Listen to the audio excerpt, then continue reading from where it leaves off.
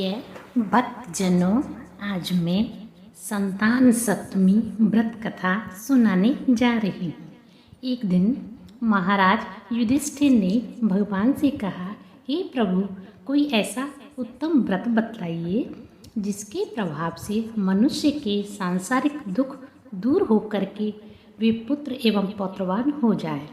यह सुनकर भगवान बोले, हे राजन, तुमने बड़ा ही उत्तम प्रश्न किया है।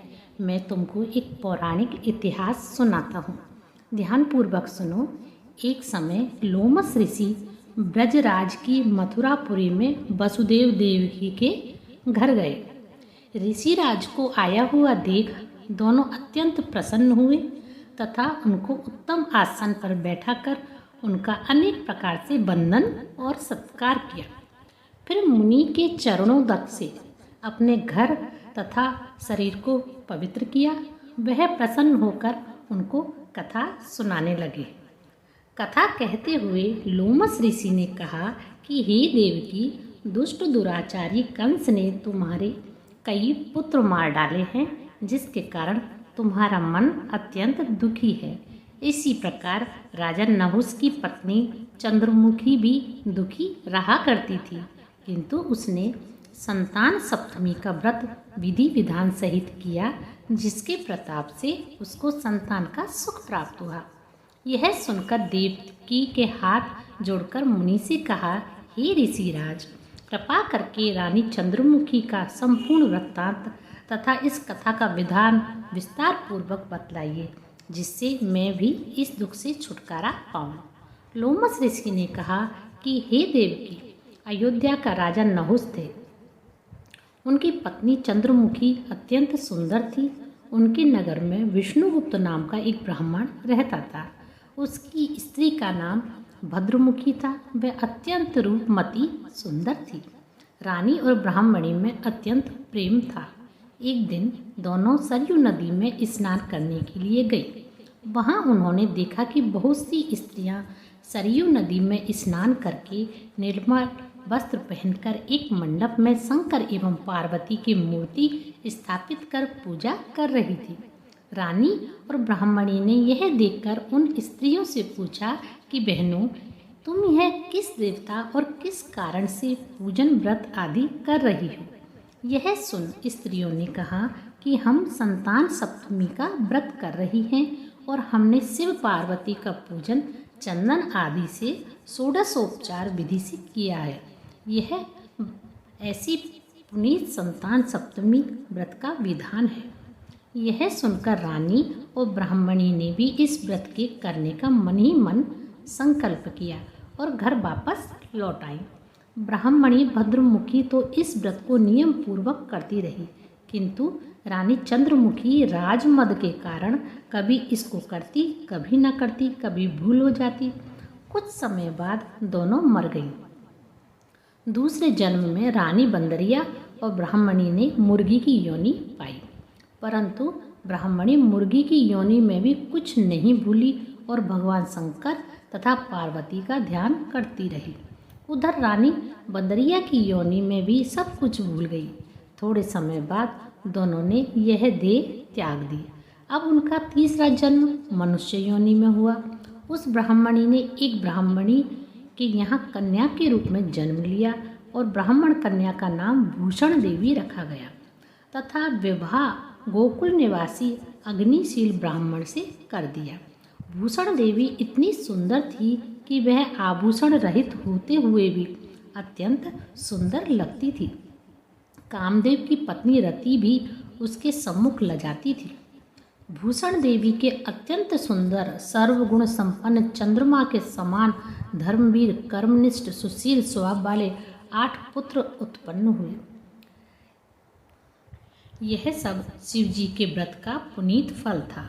दूसरी ओर शिव विमुख रानी के गर्भ से कोई पुत्र नहीं हुआ। मैं निसंतान दुखी रहने लगी।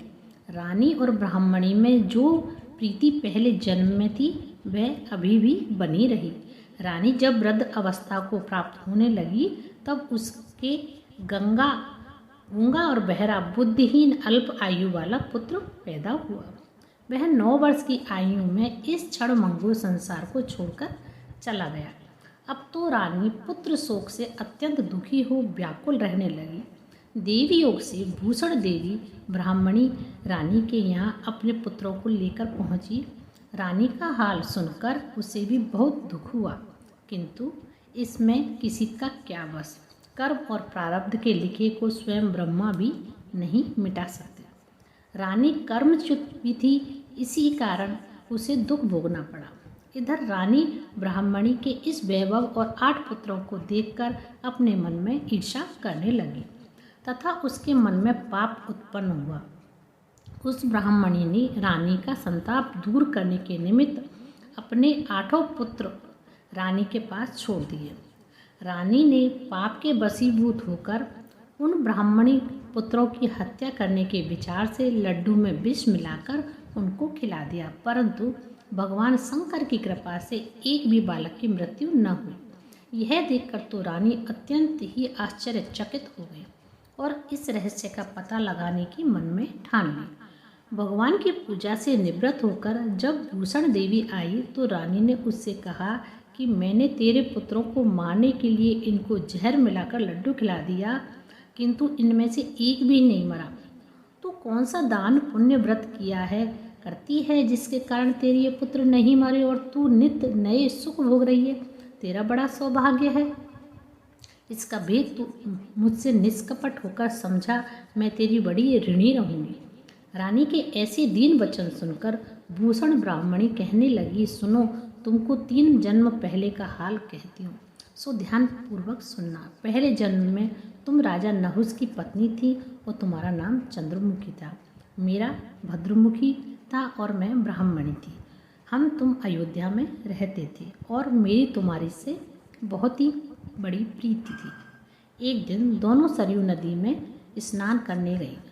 दूसरी स्त्रियों को संतान सप्तमी का उपवास शिवजी का पूजन अर्चन करते देखकर हमने इस उत्तम व्रत को करने की प्रतिज्ञा की थी, किंतु तुम सब कुछ भूल गई और झूठ बोलने का दोष तुमको लगा और तुम आज भी भोग रही हो। मैंने इस संतान सप्तमी व्रत को आचार विचार सहित नियम पूर्वक सदैव किया और आज भी करती हूँ। दूसरे जन्म में तुम बंदरिया का जन्म लिया और मुझे मुर्गी की योनि मिली।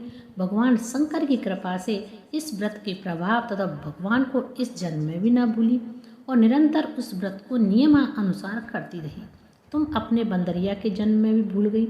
मैं तो समझती हूँ कि तुम्हारे ऊपर जो यह भारी संकट है इसका एकमात्र यही कारण है, दूसरा कोई इसका कारण नहीं हो सकता। इसलिए मैं तो कहती हूँ कि अब भी संतान सप्तमी को व्रत को विधि सहित करिए, जिससे तुम्हारा यह संकट दूर हो जाए। लोमस ऋषि ने कहा, हे देव की भूषण ब्रह्माणी के मुख से अपने पूर्व जन्म की कथा तथा संतान सप्तमी व्रत संकल्प इत्यादि सुनकर रानी को पुरानी बातें याद आ गई और पश्चाताप करने लगी तथा भूषण ब्राह्मणी के चरणों में पड़कर याचना और क्षमा मांगने लगी और भगवान शंकर पार्वती जी की अपार महिमा के गीत गाने लगी। उस दिन से रानी नियमानुसार संतान सप्तमी का व्रत किया, जिसके प्रभाव से रानी को संतान सुख भी मिला और संपूर्ण सुख भोग कर रानी शिवलोक को गई। भगवान शंकर के व्रत का ऐसा प्रभाव है कि पथभ्रष्ट मनुष्य भी अपने पथ पर अग्रसर हो जाता है और अनंत ऐश्वर्य भोगकर मोक्ष को प्राप्त होता है। लोमस ऋषि ने फिर कहा, हे देवकी, तुम इस संतान सप्तमी व्रत को करने का संकल्प अपने मन में करो तो तुमको भी संतान सुख मिलेगा। इतनी कथा सुनकर देवकी हाथ जोड़कर लोमस ऋषि से पूछने लगी, हे ऋषिराज, मैं इस पुनीत संतान सप्तमी के व्रत को अवश्य करूँगी। आप कृपा करके कल्याणकारी एवं संतान सुख देने वाले इस संतान सप्तमी व्रत का विधान, नियम, विधि आदि विस्तार से समझाइए। यह सुनकर ऋषि बोले, हे देवकी, यह पुनीत संतान सप्तमी व्रत भादों के महीने में शुक्ल पक्ष की सप्तमी के दिन लिया जाता है।